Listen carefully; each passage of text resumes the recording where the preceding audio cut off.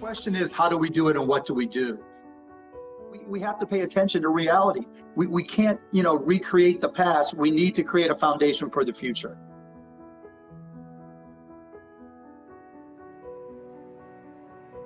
Sometimes you don't have a choice. Perfection's the enemy of progress. And I think we don't need a perfect bill. We just need something that stimulates the economy and helps keep people working or gets them back to work. So, in terms of moving forward, once these bills are passed, just look at the stimulus bill and the $1,200 checks. The Treasury Department is saying, 3 weeks, that's just not going to work. People are scared. People have lost their jobs. Millions, if not tens of millions of people have already lost their jobs, are applying for unemployment benefits. They need that $1,200 checks to give them some semblance of control over their lives, to know that they can put food on the table for their family. You can already see some cracks in the armor in terms of execution. And I think we as American people have got to push them. I know I've been really active in trying to work with small, medium-sized banks. We mentioned off air that we're working with Edmunds Bank, and you can follow my tweets on Cuban, and they've actually put together a really good program, but just for their depositors, that allow their depositors to get overdraft protection that'll be refunded, that'll be paid back to the bank when the $1,200 checks come through. Hopefully other banks will follow their lead and do the exact same things, because we can't depend on government to execute quickly enough for all this stimulus to have impact.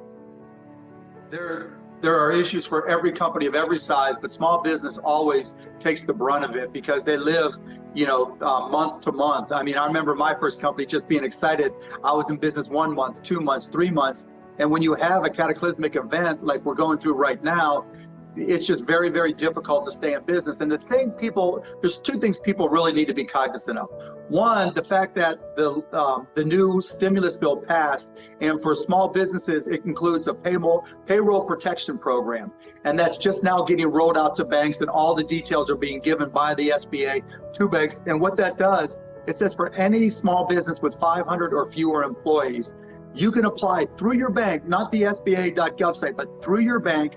And if you commit for under 500 employees, apply through your bank, and you can borrow enough to pay your payroll for up to 3 months for all employees who make $100,000 or less.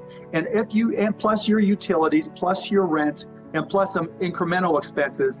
And if you commit to retain all your employees as of today, then you don't have to pay it back. It literally is the best stimulus bill ever for small businesses. So if you're an entrepreneur, if you're a small business operator, you need to be cognizant of this, and you need to apply ASAP. That's number one. Number two is there's companies that are actually doing okay. Grocery stores, if you sell toilet paper, I have a company, Dude Wipes, that sells an alternative to toilet paper. If you sell, I have a company, Shark Tank company, Mush, that sells oatmeal that can be stored in your fridge or pantry, whatever. If you sell products like that we can put in our pantries, that we want to keep at home, your business is actually doing well. So if you've lost your job and you're looking to replace it, look at those types of companies. Or if you're a service provider, you're a contractor that does creative work, you do videos, whatever it may be, social media, look for those type of companies, because there are some companies that are doing well, and you want to try to go to them and see if you can work with them. The reality these days is that what you do as a company today is how you will be branded for the next decade, if not more. How you treat your employees will be defined, how your company is considered, and whether or not people will do business with you for a long, long time. The Simons are a little different position, just because they have real estate, and that's just getting crushed. But in particular for small and medium-sized businesses, recognizing that you probably are going to be able to get this payroll protection plan from the SBA, do everything possible to keep your employees on payroll. That's part one. Part two, so everybody's stressed right now. Everybody, the entrepreneurs, the owners of these companies, employees, you have to communicate.